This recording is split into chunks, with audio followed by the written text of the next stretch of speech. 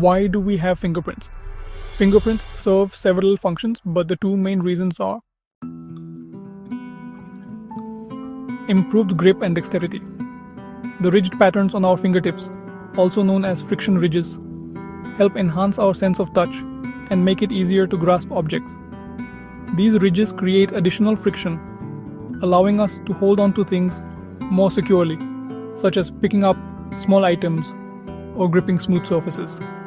This helps with tasks like writing, typing, or climbing.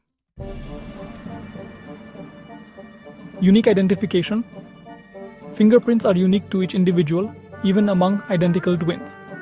During fetal development, the fingerprint patterns are formed by random factors like the position in the womb, pressure, and the movement of the fetus. As a result, no two people have the exact same fingerprint patterns, making them an effective form of personal identification for law enforcement and security.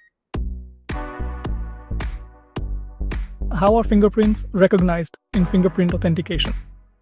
Fingerprint recognition in security systems works by analyzing the unique features of a fingerprint and comparing them to pre-stored data. Here's how it works in detail. First, there's scanning. The first step is capturing the image of the fingerprint using a fingerprint scanner. There are various types of fingerprint scanners, such as optical scanners, which capture a visual image of the fingerprint using light, capacitive scanners, which use electrical signals to detect the ridges of the fingerprint, and ultrasonic scanners, which use sound waves to create a three-dimensional image of the fingerprint. Next, we have feature extraction.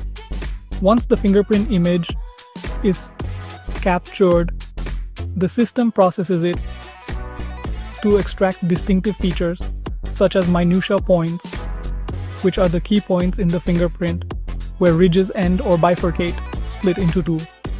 Ridge patterns, which are the overall patterns of ridges on the finger, such as loops, whorls, and arches. And ridge direction and spacing, which is the way the ridges curve and their distance apart.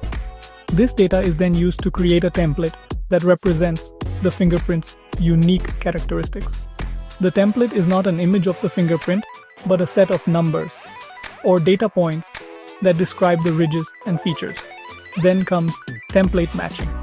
When you try to authenticate, for example, by placing your finger on a scanner, the system compares the scanned fingerprint to the stored fingerprint template. The system uses algorithms to match the minutia points, ridge patterns, and other unique features. If the system finds a match, meaning the scanned features are similar enough to the stored data, it grants access or verifies your identity. Finally, there's the threshold for matching.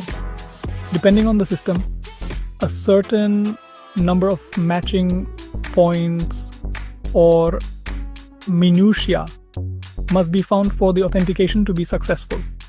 If the number of matched points is below the threshold, access may be denied. How does fingerprint biometric work? Fingerprint biometric systems use the detailed features of fingerprints to identify or verify a person's identity. The process can be broken down into several stages. First, capture the fingerprint. Optical scanners use light to capture an image of the fingerprint. The image is usually in black and white, with ridges appearing as dark lines and valleys as light areas. Capacitive scanners detect the electrical charges that occur when a finger is placed on a sensor.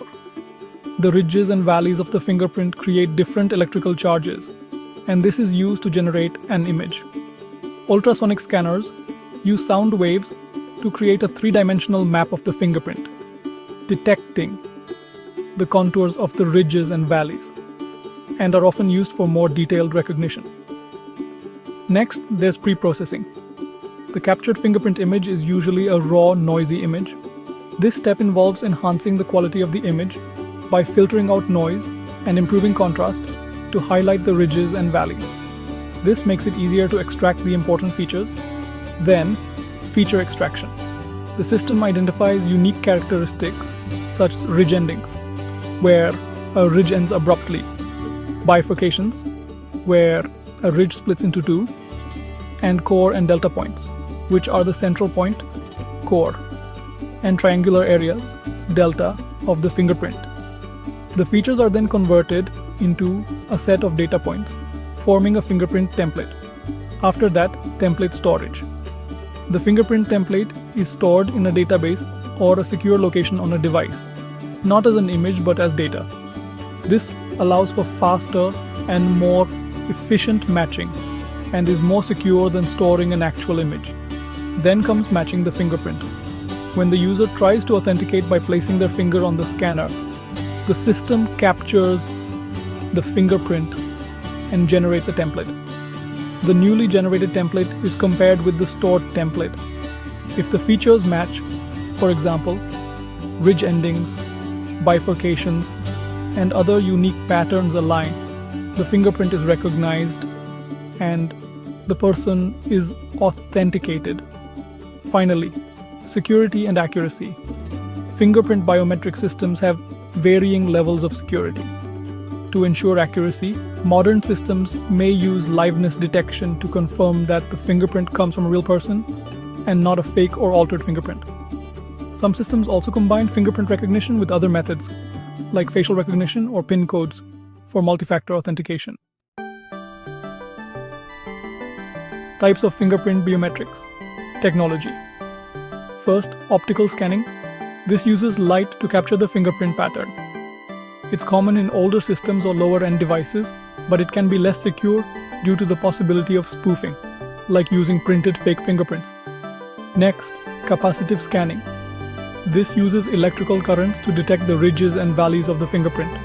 It's more secure and accurate than optical scanners and is commonly found in smartphones. Then, ultrasonic scanning. This uses sound waves to map the fingerprint in 3 dimensions. It provides a high level of detail, is harder to spoof, and is often used in high-security applications. Finally, thermal scanning. This detects the heat pattern from the finger skin. It's not as common, but it can be used in some specialized biometric systems. Conclusion: fingerprint biometrics rely on the uniqueness of your fingerprint patterns to provide a secure and reliable form of identification. Through scanning, feature extraction, and template comparison, these systems can accurately verify or authenticate a person based on their fingerprint data. The process is widely used for security purposes, from unlocking smartphones to gaining access to secure buildings.